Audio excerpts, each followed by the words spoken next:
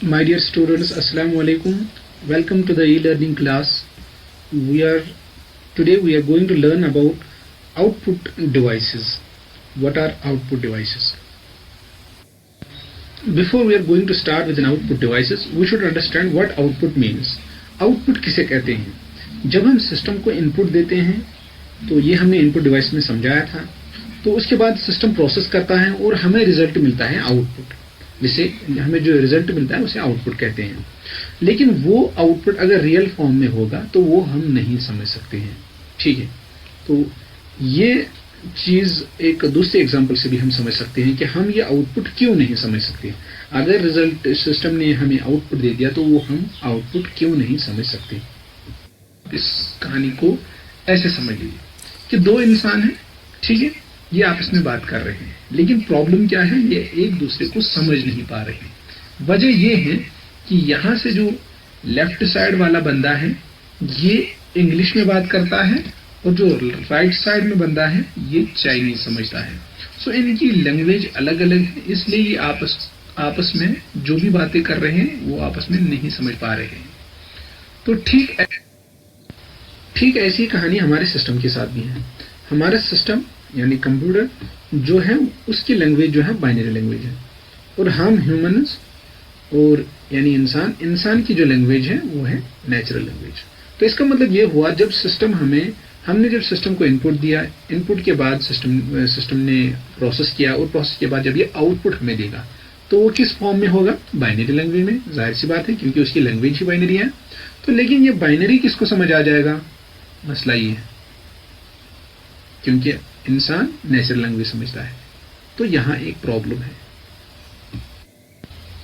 अब अगर ये प्रॉब्लम ऐसी ही रही, यानी जो सिस्टम है वो हमें आउटपुट दे रहा है बाइनरी लैंग्वेज में और हमें समझ नहीं आ रहा है, तो ऐसे सिस्टम का हम क्या हाल कर देंगे, ये तो आप जानते ही हैं. इसलिए इस प्रॉब्लम को सॉल्व किया किस चीज ने, उन्हें कहते हैं आउटपुट डिवाइसेस. तो अब आए हैं आउटपुट डिवाइसेस किन्हें कहते हैं. Let us understand what are output devices. Output devices किन्हें कहते हैं. Output devices सिस्टम के यानी कंप्यूटर सिस्टम के वो हार्डवेयर डिवाइसेस होते हैं जो इंफॉर्मेशन को, या आप कह सकते हो रिजल्ट को या आउटपुट को ह्यूमन रीडेबल फॉर्म में कन्वर्ट करता है. ठीक है, तो ये इन्हें कहते हैं हम आउटपुट डिवाइसेस. चलिए एक एक करके इन आउटपुट डिवाइसेस को समझने की कोशिश करते हैं. पहले हम बात करते हैं कंप्यूटर मॉनिटर की. तो ये आपके सामने इमेज आ रही है कंप्यूटर मॉनिटर की. कंप्यूटर मॉनिटर ये हमें विजुअल डिस्प्ले के लिए इस्तेमाल होता है, यानी जो भी कोई इंफॉर्मेशन हम देखना चाहते हैं इन पिक्टोरियल फॉर्म में या किसी वीडियो की शक्ल में, या और भी जो डेटा होता है जैसे टेक्स्ट, वो चीज़ें अगर हम देखना चाहते हैं विजुअल फॉर्म, तो हम इस मॉनिटर के जरिए से उन्हें देख सकते हैं.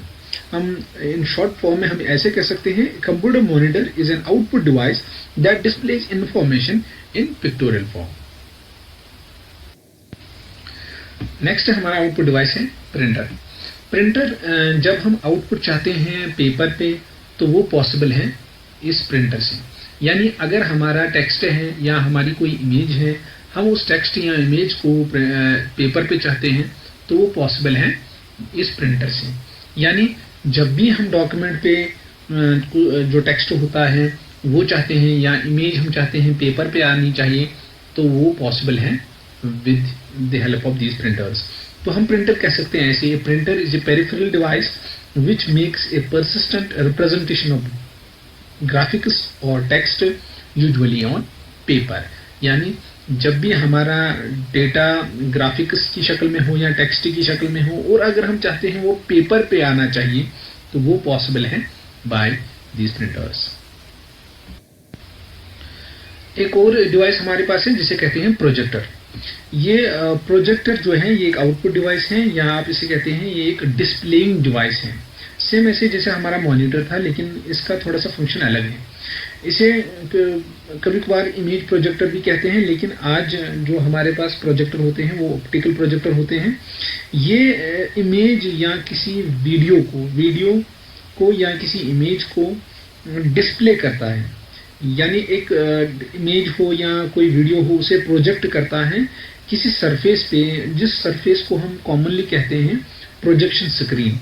यानी एक स्क्रीन जैसा होता है, एक वाइट स्क्रीन होता है, जिस वाइट स्क्रीन पे, जिसे हम प्रोजेक्शन स्क्रीन कहते हैं, उस पे ये इमेज या उस वीडियो को प्रोजेक्ट करता है। तो वहाँ पे हमें उस स्क्रीन से हमें एक जूम्ड इमेज या एक जूम्ड वीडियो मिलता है और हम उसे आसानी से देख सकते हैं। तो ये जब बड़ी गैदरिंग होती है तो उस गैदरिंग में इसका इस्तेमाल होता है। जैसे मैं समझाता हूँ, हमारे क्लासरूम में भी होते हैं या हमारे स्कूल में तो कंप्यूटर लैब में है। आप देख सकते हैं, मैं इस इमेज से आप समझ सकते हैं। ये ऊपर देखिए, ये जो रूफ पे लगा हुआ ये प्रोजेक्टर है, और ये वो स्क्रीन है जिसकी हमने बात की थी, ये प्रोजेक्शन स्क्रीन जिसे कहते हैं। ये वाइट स्क्रीन बोर्ड होता है जिसे प्रोजेक्शन स्क्रीन कहते हैं।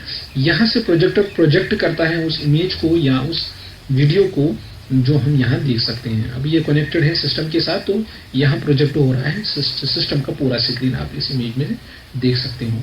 और ऐसे करके हम एक छोटी इमेज को या एक छोटे से वीडियो को, एक जो हमारा छोटा सा स्क्रीन होता है लैपटॉप में या किसी सिस्टम में, उसको एक जूम करके हम पूरे बड़ी गैदरिंग में दिखा सकते हैं इस प्रोजेक्शन स्क्रीन के जरिए से।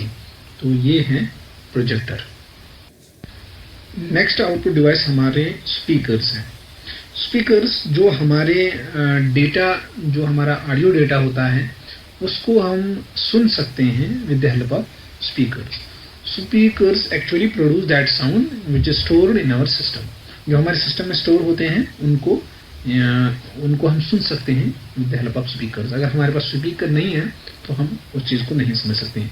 इसकी एग्जांपल हमारे स्मार्टफोन में भी, अगर हमारे स्मार्टफोन में स्पीकर नहीं होंगे तो हम इवन जो नोटिफिकेशन आती हैं या जब कोई फ़ोन करता है तो बेल बजती है, वो भी पॉसिबल नहीं है without the speakers. Next output device हमारा है हेडफोन। हेडफोन जो होते हैं, इनका काम भी बिल्कुल वैसा ही है जैसा स्पीकर का काम है, कि ऑडियो डिवाइस को इस काबिल बनाते हैं कि हम उसको सुन पाते हैं, यानी टू प्रोड्यूस साउंड। लेकिन फ़र्क इनमें ये है कि जो स्पीकर होते हैं वो हम, मतलब जब हम स्पीकर पे सुनते हैं तो सब लोग सुन सकते हैं, जितने भी हमारे इर्द गिर्द जितने भी लोग होंगे। लेकिन हेडफोन पर्टिकुलर एक इंसान के लिए या एक से ज़्यादा दो के लिए इस्तेमाल होते हैं। हेडफोन या कभी कभार हम ईयरफोन का भी इस्तेमाल करते हैं जैसे हमारे स्मार्टफोन में।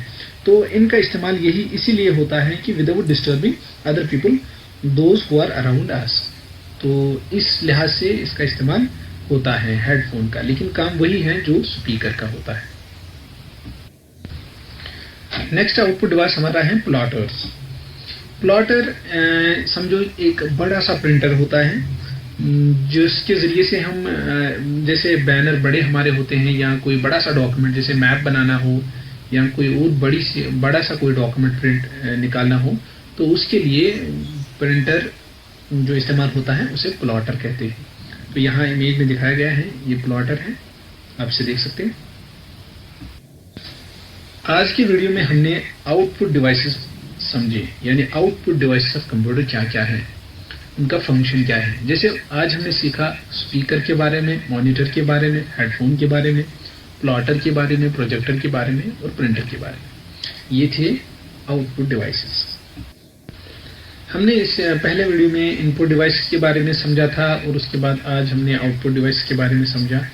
लेकिन कुछ डिवाइस ऐसे होते हैं जो input as well as output device होते हैं, जैसे आप इस इमेज में देख सकते हो। इसकी बेस्ट एग्जांपल जो है, both input as well as output device जो होते हैं उनमें से एक है टच स्क्रीन। इसके बारे में हमने बात की थी, टच स्क्रीन। ऐसे ही हमारे बहुत सारे, जैसे हमारे प्रिंटर होते हैं, वो स्कैनर भी होते हैं, स्कैनर प्रिंटर दोनों काम करते हैं। तो ऐसे डिवाइस को हम both input as well as output devices में शामिल कर सकते हैं।